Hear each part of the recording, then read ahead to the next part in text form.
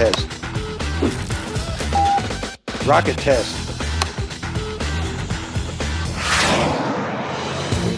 Social media for a long time, really since about 2008. So those of you who are doing that for us tonight, you're joining a special family. We really like to engage with you. We're glad that you're a part of it, and thank you for being here. So I'll stop talking now because nobody cares about me. We'll get on to our first, well, my wife does. Okay, thank you, honey. Okay, but we'll start off tonight. Of course, you know, we're here to see 2001: A Space Odyssey, deep space exploration, and someone who knows a little bit about that is sitting directly to my left, the administrator, Charles Bolden. A longtime Marine aviator, but of course a four-time shuttle astronaut, two-time commander, and of course is helping direct us on our next giant leap. And the big question that a lot of people end up asking us is, why Mars? Why Mars? And I'm going to let Buzz talk about it as much as I, because he and I have talked quite a bit about this topic. We both believe that Mars is what we call the ultimate destination for humanity right now. I have my granddaughter McKaylee over there, and McKaylee always cautions me that Mars is not the ultimate destination. It's intergalactic travel. But I say, McKaylee, you know, I can only handle the solar system. So Buzz started this when he and Neil Armstrong set foot on the moon. And as I'm certain he's going to tell you, that step on the surface of the moon was intended to be a precursor for humanity going farther into the solar system. And what he and I would both like to really see is some of the young people who are sitting out here in the audience who are my granddaughter's age and like freshmen in high school and below, be among the first to take Buzz's place and set foot on another body off this planet. And so that's ultimately why that is NASA's next destination. President Obama has made it very easy for us because back in 2010 he set it as an objective for us. The Congress of the United States, believe it or not, agrees with the president.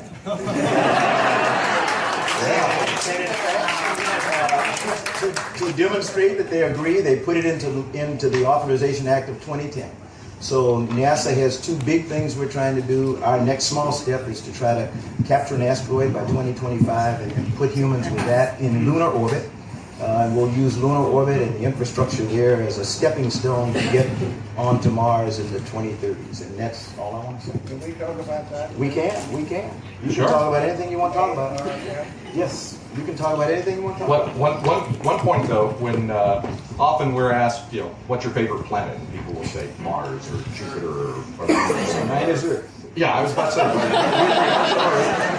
say, because we'd like to come back, you know, like to make it a round trip, but Buzzing talking about Mars, that's not necessarily the case in terms of pioneering the red planet. You're not necessarily, doesn't have to be a two-way trip, does it? I want you to get used to these glasses, because my son wears glasses, and I put these on, and I'm like, Jesus, I look just like him. but I got to get a new pair of glasses like hers. Just a favor, stand up for a second, just let everyone kind of... So that everybody knows what we're talking about. I actually make these for the kids to get them in the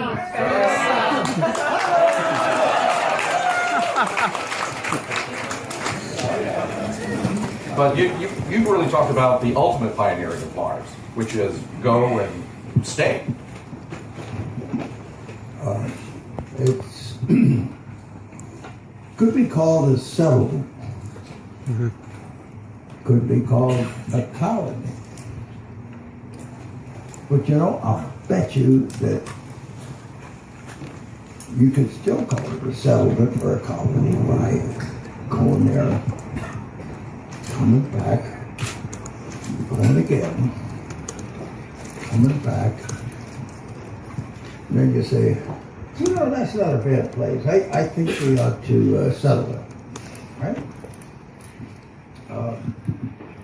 So that's what settlement or colony means to me, that you can change your mind.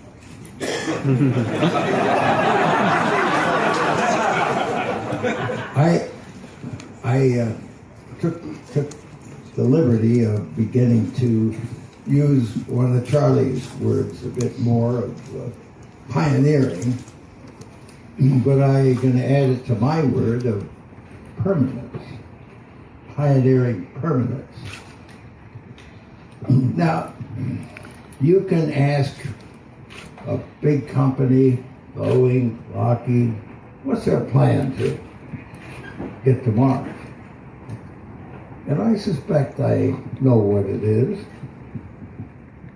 because I know what some of the latest NASA design reference missions are, because I've read them. And it's not the way I see it. I remember going over to Cambridge in England to talk to Stephen Hawking. Name dropper.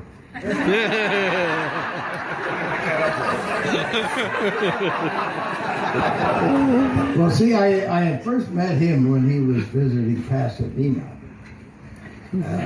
And that was shortly after he had issued a statement that said the Earth has about 200 years, as he sees it, for us to establish a off-Earth civilization. Now, I don't know whether he's talking about pestilence, nuclear war, asteroid impact, or cockroaches taking off. But I went up to him and I said, you know, we can do better than 200 years. I think we can maybe 30 years. I recently have come up with a question, and I would really like for somebody to tabulate an answer that makes sense. How many people do you think would be in a lander landing on Mars? Let's say on the first trip somebody lands. Put it out there. No, I'm asking you. Oh, you're asking me? Oh. Well, since I have to live within the confines of budgets and other things that these folk know about, our plan right now is to have a lander that has anywhere from a crew of 2 to 7. And and the question I would ask you to answer for some of the young kids is, because eventually they're gonna want to ask us about robots, because they're gonna want to say, and I will ask the question for the young lady back here: why should we go at all when we can send robots? And I have an answer, and I know you have an answer, but I think they'd be interested in hearing from you why you think it is that why do we need robots? But why are robots not the ultimate answer for settlement on Mars? Who is we? We meaning us, human beings. Why do we need to send humans? This is a question I get hit with all the time. Well, as a NASA administrator, why do you want to put astronauts at risk? Now we're talking about we, the United States. No, I don't. I talk about we as humanity. We talk about this all the time. I know I work for you all. I seriously do. I'm a civil servant. I work for you. But I think it's really important for most of you to understand that at NASA we work internationally, and we pursue the kind of stuff that Buzz really does believe in, which is if we're going to go off this planet and settle other places, and the place that we both agree is Mars, it is going to have to be with other nations. I use the International Space Station as a great example today because it's a mini United Nations, and I think the space station is a model for the way that we could travel to Mars. Well, if you really mean what you're saying, and I say we means the United States, and you say it means the world, it must mean China, that other nations want to go too. You're gonna. Okay, so if we don't go, the Chinese are going to go. Right. Nobody's going to go if we don't go. The point that everybody should understand, we're having a friendly argument here. And because I really want all of these folks to understand that we really are the leaders of the world right now in terms of exploration and science and technology development. And we are. No one, who else has landed something off this planet? Who else has? Buzz is the only person in this forum who has ever lived off this planet. There is one first person, of the two surviving today, and that's him. And we are here this weekend to celebrate the 45th anniversary of his landing on the moon. And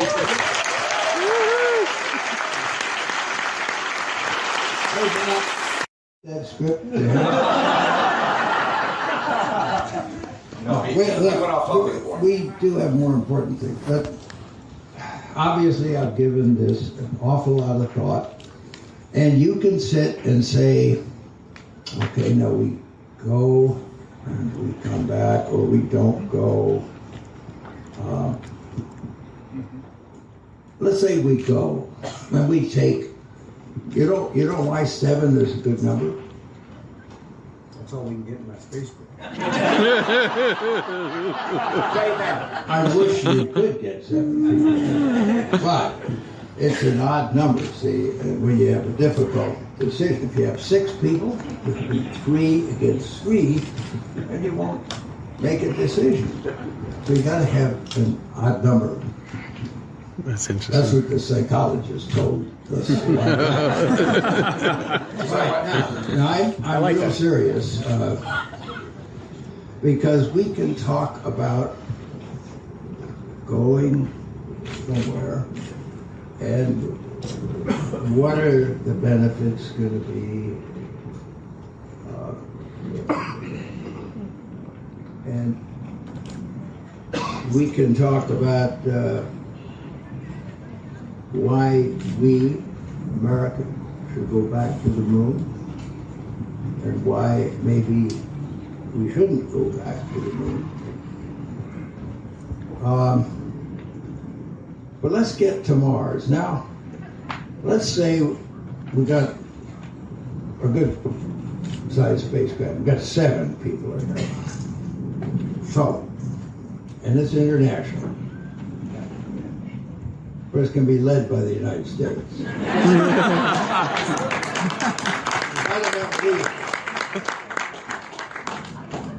Now, we're going to land 7 people on Mars, and they're going to stay until Earth catches up with Mars again, and it's on the order of 1.5 years, and we're going to bring them back. Right? No, not necessarily. Well, he's been listening to me. I have. We're supposed to be. But not everyone feels like that. Now I want to ask you to think about the billions of dollars, not just the United States, but countries around the world have spent to put those 7 people on Mars. Okay? We're going to bring them back. I want you to think about what they're going to do when we bring them back to continue to earn the billions of dollars that have been spent on getting them there. And they're not going to get home for nothing. I mean, that is expensive too. Much more than you'd like to know. But what are we going to do? Now, you have to realize that on the way back, the second crew has gone. And we're about halfway there when the first crew is about halfway back. So don't get in your mind that that crew coming back is going to help to train the next crew. Because we got professional trainers that trained that first group of 7 where they went there. And these professional trainers are going to be watching damn near everything those 7 guys do while they're there. Because we want to know what is the thing that humans can do over there. Okay, so these are professional trainers. They're going to be the ones who train the second crew, not the guys that come back. Well, what else can we do with those 7 people? Actually, I'm taking a little sidebar here because you brought up an interesting point in who's training them. When you were going to the moon, how much were you paying attention to what was happening during Apollo 10 before Apollo 11 went? Because it was a dry run. We stole their Capcom. No, I'm not kidding. Charlie Duke was really impressive on Apollo 10. We didn't believe those other guys. Got to bring it back to the film. Yeah. 2001. Did you allow yourself at the time to get into the film? Did you notice any, what was the film like compared to the real First time thing? I saw when you were there? 2001? Yes. It was before we went to the moon. I believe. What was the real thing in comparison? You're not going to like it. No, that's okay. I fell asleep. I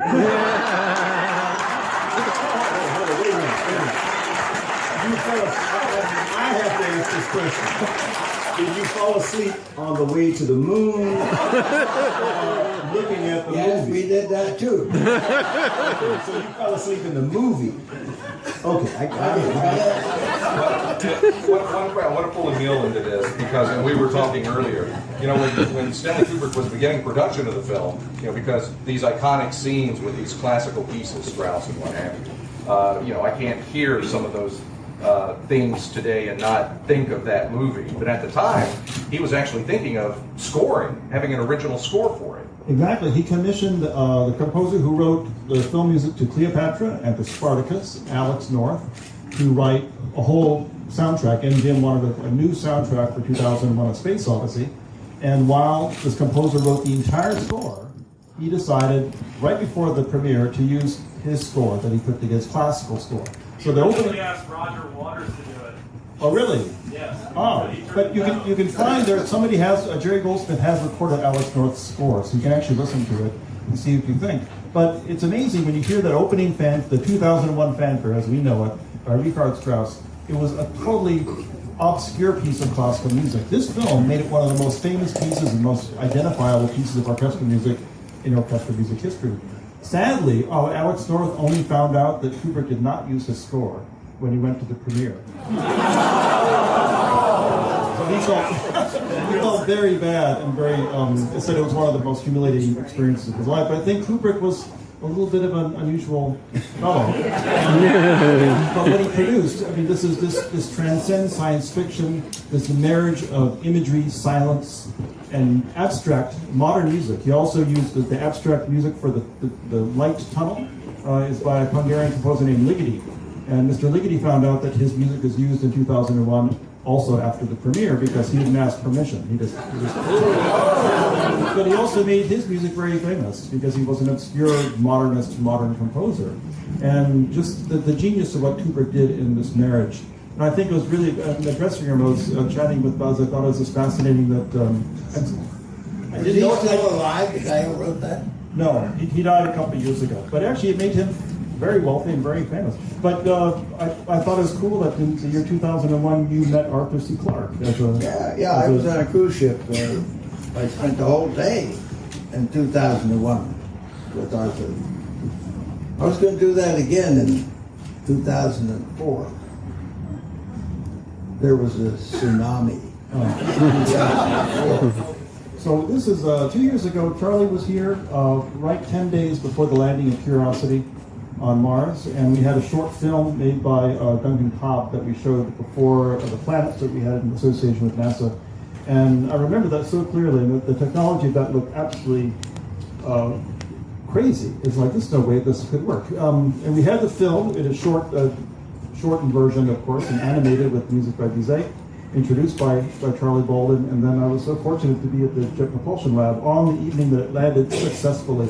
And I think that speaks loudly, so loudly, for the future of what Americans can do with our advanced technology for exploration for mankind. And it's such a thrill that you all are here to see this monumental film. And we've had many associations with NASA over the years. The National Symphony Orchestra, I think, has the closest association with NASA of any orchestra in the country. Yeah, the socks are amazing. If any of you think of trying to fall asleep during 2001, just remember it was the socks. It's such an honor to have this man with us on this celebration and for us to be a part of it. Thank you, Charlie. I'm happy to know you appreciate songwriters.